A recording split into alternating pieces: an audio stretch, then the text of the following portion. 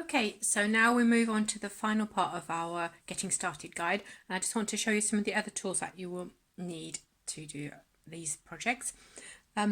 So we're going to work on card mainly, and so you want sort of some stiffish card. It doesn't have to be really good card. You can stitch just using a cereal packet as long as you have a good side, or you stick something else on the other side to cover.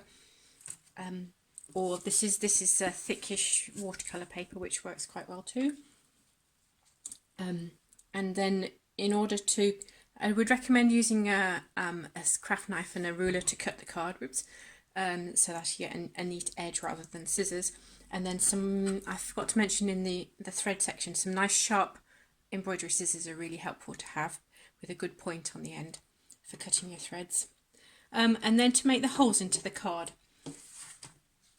Most of my kits and my projects start with a printed pattern on them, which you stick onto the reverse, and then you stitch onto the other side of the card. So as you can see, there are holes here which we stitch the thread into. So what I normally do is I take something that's a bit squishy. A padded envelope is great, or a bit of foam to put underneath the card. And then you need something sharp.